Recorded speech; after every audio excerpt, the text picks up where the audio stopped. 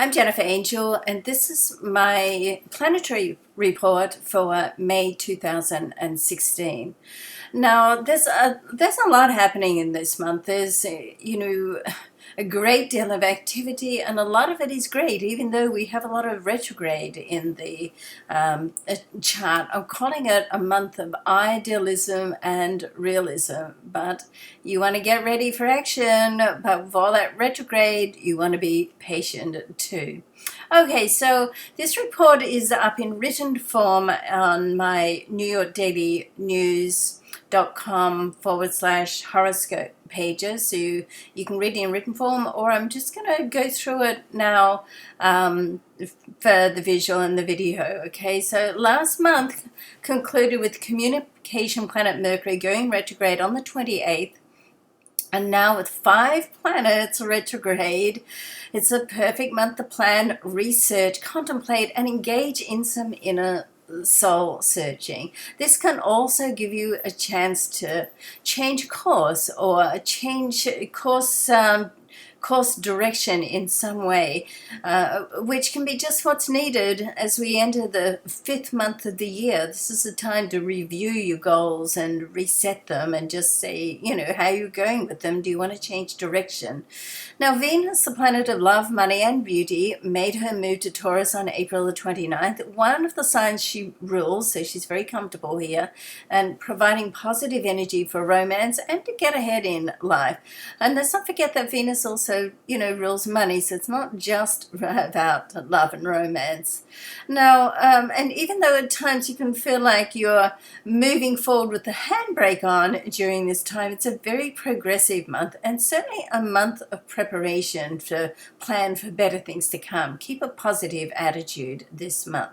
Now, the first week, May the 2nd, which we're already through, so I'm sorry to getting this report up late for you, but there's 2 favorable aspects, trines from the all-powerful Sun. It kickstarts that this week, and the Sun and expansive Jupiter interact on May the 3rd, then the new moon in Taurus on the 6th, and followed on the 7th with another trine between the Sun and power planet Pluto. So, well, it's certainly a kickstart of the month. So even though we do have 5 planets retrograde, the start of May is packed with energy, opportunity, and positive prospects. So the reading on here, the retrograde planets can slow things up, but it does provide a chance to rethink the journey, stay on course, and as I said before, to do a course adjustment if necessary. This new moon is a super moon too, which gives you an added kick. So it's a good time to get inspired and just get some definite plans in place with the people that you admire and respect, the people that you really want to work with, those that have your best interests at heart.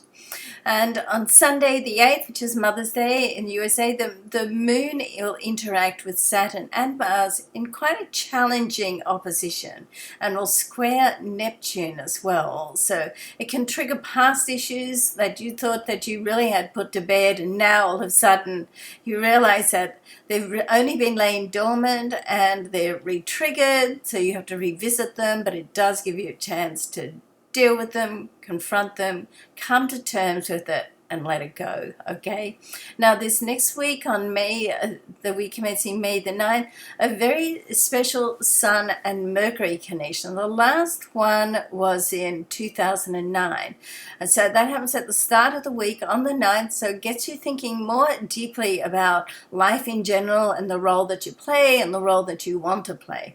On the same day, romantic Venus favorably interacts with fanciful Neptune, prompting you to delve deeper into the dreams of your heart and soul, get in touch with what your end game is, where you want to end up, what you want to do, how you want to spend your life.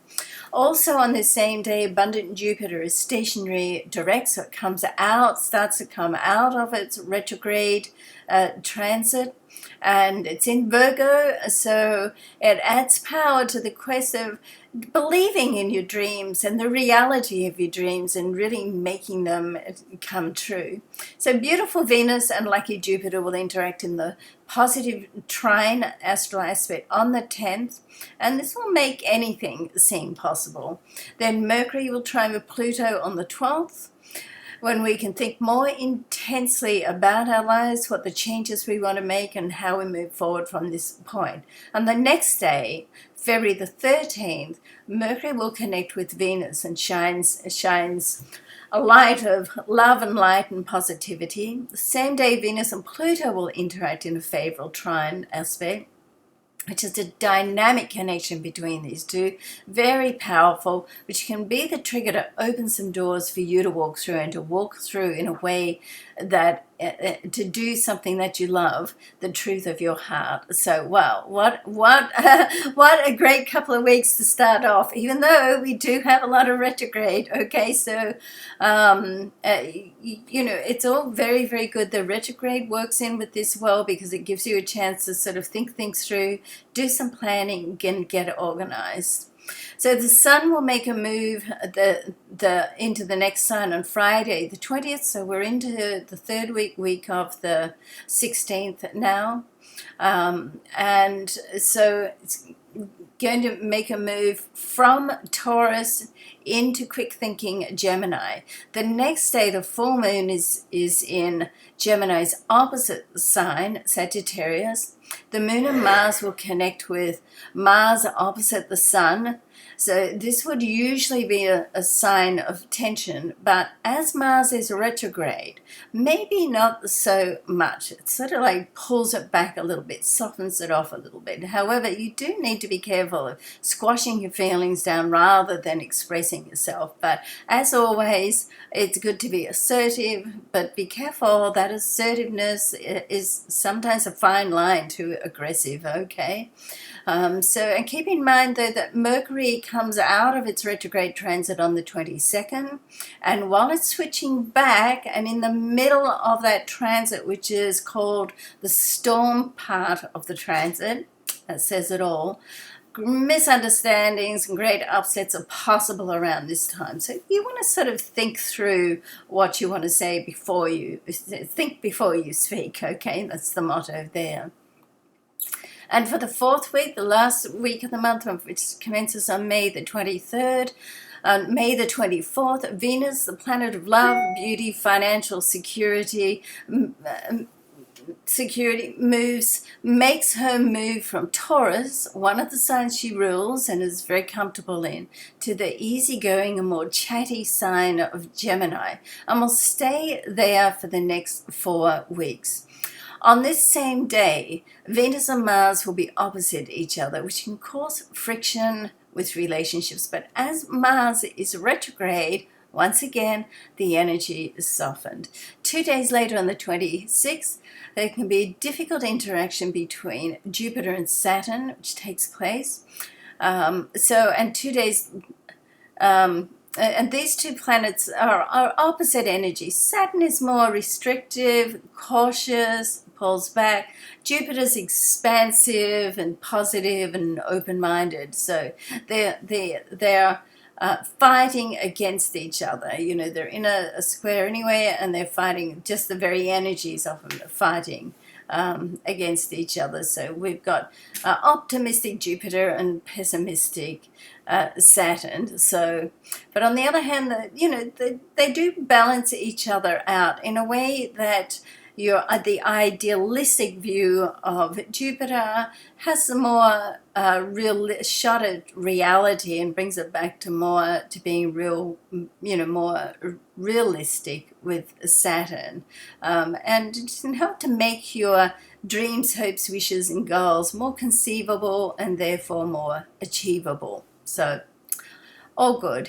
okay? It all balances out in one way or another. And on the 27th, Mars in its retrograde transit will re-enter the sign of Scorpio, a sign that it co-rules. So it's comfortable here, and will stay retrograde in Scorpio right through to the end of June. and when it will depart again and re-enter Sagittarius early August. So during this time, particularly during the retrograde transit in Scorpio, you want to watch for Scorpio's sting, okay? But it is a time where you can get, in touch with deeper feelings, perhaps things that have been unresolved can come up for you to look at and deal with, okay? And the conclusion for the month is, it certainly is a month of opportunities. Chance meetings are possible, and realizations where life can change when you least expect it, okay? But with so much retrograde in the star chart, delays are possible, so be patient, all right?